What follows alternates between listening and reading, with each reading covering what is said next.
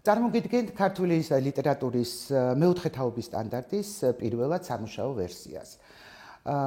ვერსია შემუშავდა ჯგუფის მიერ, რომელშიც შედიოდნენ დარგის სპეციალისტები, მეცნიერები და მასწავლებლები. რა არის ყველაზე მნიშვნელოვანი სიახლე, რომელსაც გვთავაზობს ჩვენი სტანდარტი, პირველადი ვერსიის სახით.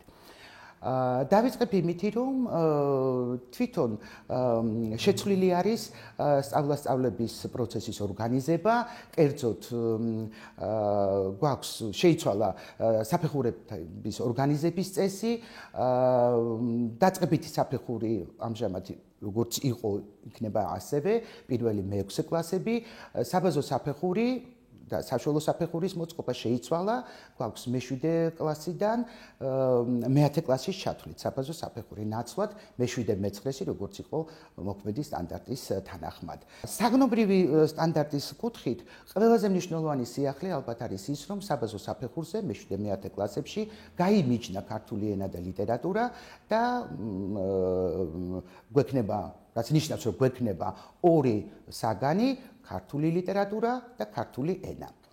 აქვე მინდა ვთქვა, რომ დაწყებით საფეხურზე და საშუალო საფეხურზე, ანუ პირველ მე-6 კლასებში და მე-11 მე-12 კლასებში ქართული ენა და ლიტერატურა ინტეგრირებული იქნება, როგორც მოქმედ სტანდარტში იყო. ქართული ენის სწავლება გულისხმობს ფუნქციური ენის სწავლებას, რაც სხვა სიტყვებით რომ ვთქვათ, გულისხმობს იმას, რომ ქართული გრამატიკის საკითხები ისწავლება ფუნქციურ კონტექსტებში. ფუნქციურ კონტექსტებს კი წარმოადგენს სასწავლო თემები, რომლებიც შეთავაზებულია სტანდარტის სამუშაო ვერსიაში. რა თემებია ეს? რამდენიმეს ჩამოვთვლით, მაგალითად ესენია სიტყვიერი სურათები, აღწერა დახასიათების ხერხები, თქვათ არგუმენტის ძალა, არგუმენტირებული ესე, კრიტიკული აზროვნების საფუძვლები, ფაქტი და მოსაზრება და ასე შემდეგ. აი ეს არის ის კონტექსტები, რომლებშიც თუ შეიძლება ითქვას ჩაიღვრება გრამატიკის საკითხები. და ზოგადად უნდა ითქვას, რომ ქართული ენის სწავლება თავისთავად დასახულია როგორ? ეს არის სისტემური მუშაობა მოსწავლეთა მეტყველების უნარების განვითარებაზე, გულისხმობთ როგორც ზეპირ მეტყველებას, ისე წერით მეტყველებას. ამდენად შეიძლება ითქვას, რომ ეს საგანი გარკვეულწილად შეიძლება აღვიქვათ როგორც გრამატიკა და მეტყველება.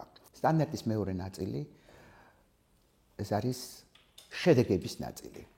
აქვე შემოდის ამავე ნაწილშია სამიზნე ცნებები და შეფასების ინდიკატორები. თვითონ შედეგები, რა თქმა უნდა, დიალოგშია სამიზნე ცნებებთან, მეტიც ეფუძნება სამიზნე ცნებებს. შეფასების ინდიკატორები კი ამოწმებს შედეგში, ამოწმებს რა მიღწევები აქვს მოსწავლეებს შედეგებთან მიმართებით. თვითონ შედეგებში აქ მოქმედ სტანდარტშიც ასე იყო და ახლაც ასე არის, გვიჩვენებს რა უნდა იცოდეს მოსწავლემ, რა უნდა შეეძლოს მოსწავლეს და რა ღირებულებები ან დამოკიდებულებები უნდა გქონდეს მოსწავლეს. ამდენად შედეგი ფორმულირებულია იმგვარად, რომ ერთდროულად მოიცავს აი ამ სამ სფეროს, ამ სამ მიმართულებას, თუ შეიძლება ასე ითქვას. შეფასების ინდიკატორების სისტემასთან დაკავშირებით აუცილებელი აღინიშნოს, რომ გვაქვს რამდენიმე შეფასების ინდიკატორი, რაც იძლევა იმის საშუალებას, რომ მოსწავლე შეფასების სისტემა მაქსიმალურად მოქნილი და ინკლუზიური იყოს. კერძოდ, ვთქვათ, შეიძლება დავუშვათ, რომ რომელიღაც მოსწავლეს მიღწევები ასახავდეს ერთი, პირველი, მესამე, მეხუთე ინდიკატორი, მეორე მოსწავლის მიღწევებს შეესაბამებოდეს, ვთქვათ, მხოლოდ ერთი მეორე ინდიკატორი. ეს მესამე მოსწავლის შედეგები კი ფარავდეს ყველა ინდიკატორს. ამდენად ასეთი შეფასების ინდიკატორების სიმრავლე ერთგვარი გარანტია იმისა, რომ მოსწავლის შედეგების აღწერა არ გაგვიჭირდება და მოიძებნება ყოველთვის ადეკვატური ინდიკატორი იმისთვის, რომ მოსწავლის სხვადასხვა შესაძლებლობის, სხვადასხვა მიღწევის მქონე მოსწავლეთა შედეგები აღიწეროს სრულყოფილად. ამავე ნაწილში არის წარმოდგენილი ეგრეთ წოდებული სავალდებულო ლიტერატურის ჩამონათვალიც. ამ შემთხვევაში გულისხმობს საბაზო საფეხურს. უნდა ითქვას, რომ განახლდა და შეიცვალა სავალდებულო ლიტერატურის ჩამონათვალი, შეივსო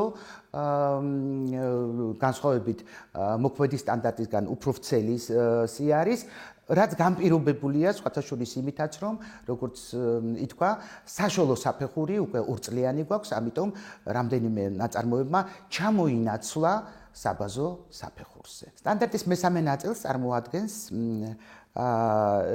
ეგრეთ წოდებული თემატური ნაწილი. ქართული ენის და ლიტერატურის სტანდარტში გვაქვს სავალდებულო თემატური ბლოკები, სულ 3 სავალდებულო თემატური ბლოკია, ესენია ადამიანი და მისი ცხოვრება,